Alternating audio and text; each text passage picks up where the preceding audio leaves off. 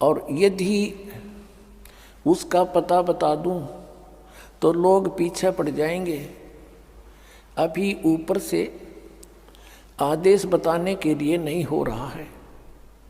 मैं समय का इंतज़ार कर रहा हूँ और सभी महात्माओं ने समय का इंतज़ार किया है।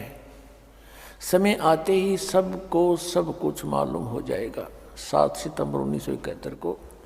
अब 59 पृष्ठ पर देखो।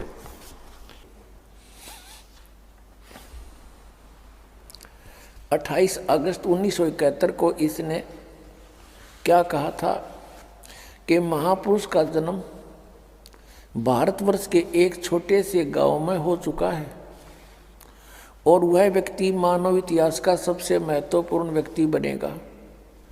उसे जनता का इतना बड़ा समर्थन प्राप्त होगा कि आज तक किसी को नहीं मिला है।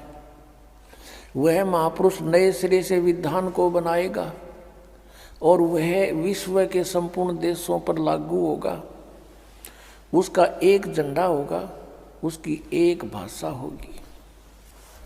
पुण्यात्माओं, यदि इनकी दिव्य दृष्टि काम कर रही होती जो 1971 में करे थी, तो आज ये बता देते कि वो 20 वर्ष वाला व्यक्ति बरवाला में बैठा है, जाओ बच्चों नाम ले लो, कल्याण करवा लो और मैं भी आ रहा हूँ। और पुण्यात्माओं, इसके हित में है यदि ये महापुरुष सच्चा है और इसने अपनी इस स्टेटमेंट की याद आ जावा 1971 वाले की, तो ये कम से कम अब इसकी दिव्य दृष्टि तो काम कर नहीं रही। कम से कम उसके ऊपर पुनर्विचार करके अपना पाप मुक्त हो सकता है। सब अनुयायियों को कह दे कि भाई जाओ वहाँ से दीक्षा ले लो।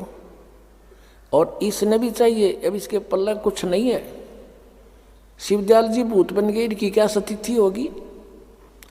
तो दास का उद्देश्य इस दास को अपना दास समझ कर आ जाए। सभी महापुरुष संत जितने हैं ये भगवान के लिए ही तो घर छोड़ा। इन्होंने परमात्मा के पाने के लिए इन्होंने ट्राई की, फिर इनको गुरुपद दे दिया, लेकिन वो नकली माल था सारा। तो इसमें मान बढ़ाई की बात नहीं होती। और संत प्रेस्टेज इशू नहीं बनाया करते, परमात्मा को इशू बनाया जाता है। आत्म कल्याण इशू होना चाहिए। और आत्म कल्याण इस दास के अतिरिक्त इस विश्व में किसी के पास वो साधन नहीं जिसका हो सके।